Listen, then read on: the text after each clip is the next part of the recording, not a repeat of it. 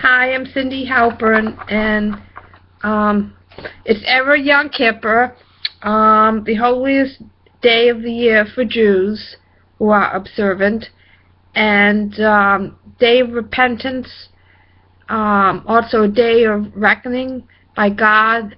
Jews believe in a book of life in which, if your name is inscribed, you're going to live during the next year, and if your name is not, you're going to pass away during the next year. And my family is mostly past. My mom, my dad, my two brothers, my sister, my uncle and aunt are all deceased. I have a daughter and a grandson. But I believe that somehow, especially Mom, can hear me from heaven. She was a very protective mother. She had two sons with muscular dystrophy.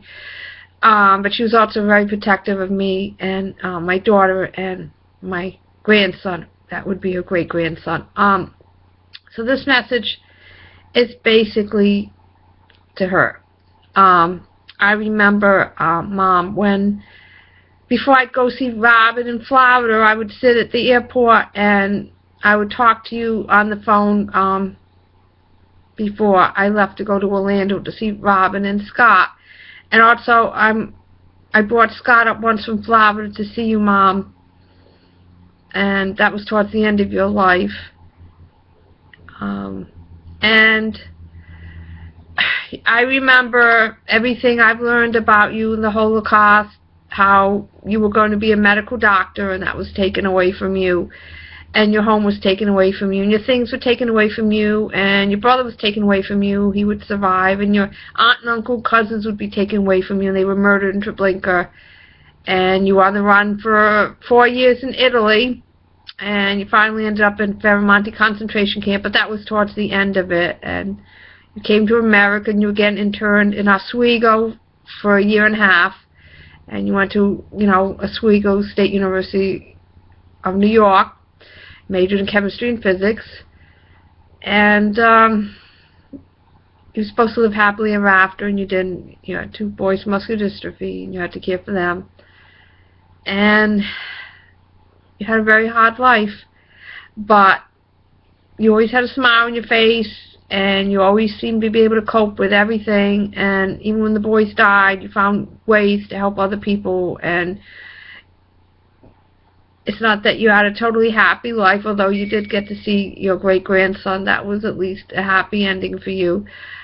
But it's not that you had the best life. It's how you handled your life that I remember, that you coped, that, while you were going through these tragedies, you had friends in the neighborhood. You went to see Mrs. Caronti and spoke Italian to her.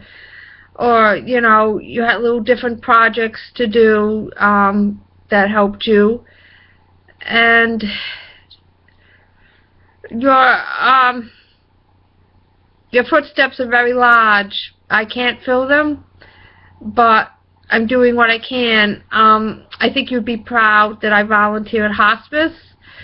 The way they helped you, I'm trying to help other people here. I think you'd be very proud of that, and trying the best I can with Robin and Scott. I think you'd be proud of all my efforts there.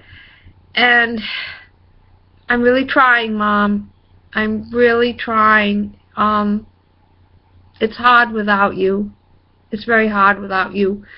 I went to the cemetery. You always took good care of the graves and the gravestones, and I looked in on that, and everything looked okay there. And I'm really missing you, and I know you don't want me to see you someday too soon, and you're trying to keep me on this side with all my sicknesses. Like Rosh Hashanah didn't go too well. I got sick. I'm hoping for Yom Kippur I'll be okay, and I maybe use my inhaler before I go to the temple. And I know you're trying really hard to keep me here on this side, Mom. I know there's got to be more worthwhile things for me to accomplish here, and I'm here to accomplish them. And when I'm done, I'll see you again, Mom, someday. And I'll see Daddy and Stewie and Russell. You know, I wasn't too close to Anita, but she's there somewhere, I'm sure. And Uncle Abe and Aunt Mina. And my friend Aaron Trockenberg and Laura Cable. And all the people on that side. And I miss you.